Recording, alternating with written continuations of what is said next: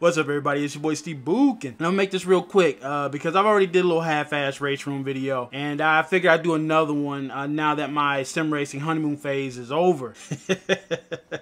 So alright, let's get into it. Is RaceRoom worth it? Well, for me it has been. RaceRoom was one of the first sim titles I bought when I transferred over from console to PC, and I instantly fell in love with it. RaceRoom is free to play, but the content in the free to play version is just junk drawer content, nowhere near a representation of the full game. It cost me just over $100 to unlock all RaceRoom's DLC. Prices may vary depending on currency exchange rates and if there's a sale going on or not. But before anyone goes out throwing their money at Sector 3 Studios, I'm gonna go over a few things real quick. Alright, let's start with the elephant in the room. I don't own the content that I bought. Yeah, I'm looking at you too, iRacing.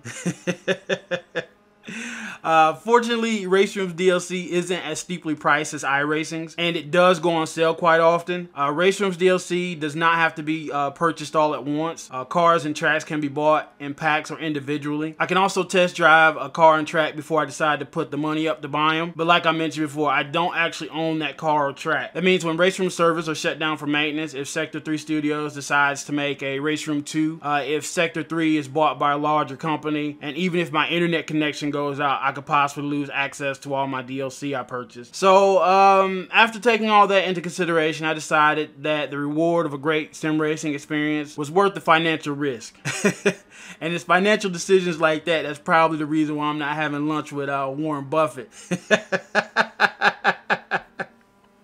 But that's alright. I'm happy with my quote-unquote investment so far. So check it. RaceRoom has a jam-packed car and track list. Hell, I've been playing it out of RaceRoom, and I've barely scratched the surface on the cars and tracks it has to offer. I'd say RaceRoom has about 90% of the popular fan favorite racetracks, with like only a handful and a few of my personal favorites missing. RaceRoom only offers race cars, so no limousines, no minivans, no Honda Fits, no Model Ts, no Moon Cruiser, no fake futuristic cars. Yeah, I'm talking to you, Forza and Gran Turismo.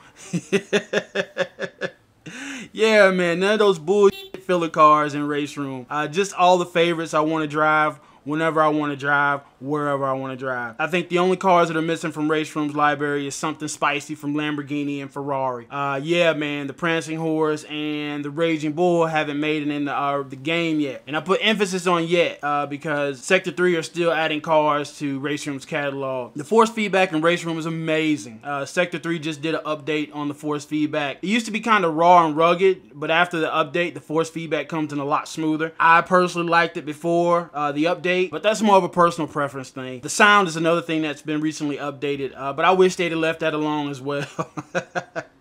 RaceRoom still sounds amazing, but before the sound update, if I dropped a wheel or ran off track, I could hear the sound of debris hitting the car's wheel well. After the sound update, I can still hear it, but it's a lot more subtle. It's not as distinct as it used to be, but that's another one of those personal preference things. RaceRoom is ancient by video game standards, so it doesn't have the photorealistic graphics like more recent racing sims. I currently only play RaceRoom in VR because the VR is that good, and my PC isn't all that powerful, at least by VR standards, and RaceRoom still looks good and runs smooth. I'd say the VR in RaceRoom has been the best VR sim racing experience I've had so far. RaceRoom doesn't have a night-day cycle or any weather effects, but I don't like driving at night or in the rain in real life, so that's not a big deal to me. All in all, I don't really look at RaceRoom's graphics as good or bad. I look at it more as an art style, and personally, I think RaceRoom's graphics still hold up to everything else today. So despite its age, RaceRoom has a nice, clean user interface. They've made some slight changes to it recently, but I'd still say RaceRoom's user interface is a lot easier to navigate than iRacing, and even rFactor 2's new updated user interface. I compare it to those two because they're all roughly the same age. Online, like I said before in my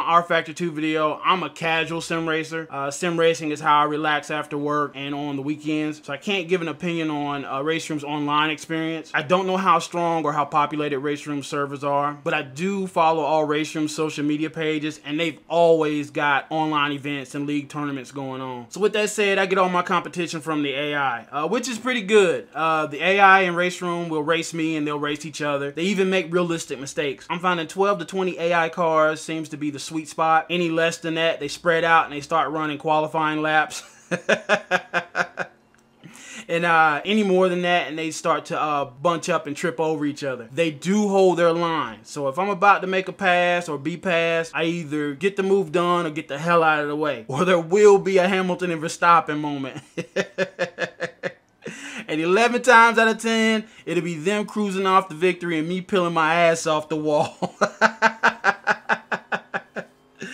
So yeah, man, any issues? Yeah, there's a couple issues I'm having. Really, there's only one issue. The only issue I've been having with RaceRoom is with the replays. If I try to go watch a replay immediately after a race, the game will crash on me. I have to wait about 20 or 30 seconds after the race to watch a replay. And the other issue I'm having is frame drop during the replays. Now, this is a new issue. It didn't start happening until after a recent update they did that allows people to edit their own replays. Haye did a whole video on this update. I'll leave a link to his video down in the description box. I never had this issue until they added the replay editing feature. It's not the end of the world, but I think it's something worth mentioning. So is RaceRoom worth it? Man, I've spent so much on hardware that I believe no software rock should go unturned. But I'll leave one or two more educated reviews to hopefully help you decide if RaceRoom is the right sim racing experience for you. So yeah, man, be sure to check that stuff out. And I'm gonna get up out of here. If all goes well, next time I come back, hopefully I'll have another hardware review for you guys. So I'm gonna get up out of here so I can start prepping for that. Don't forget to like, comment, subscribe. Thanks for watching. It's D-Bukin. I'm out.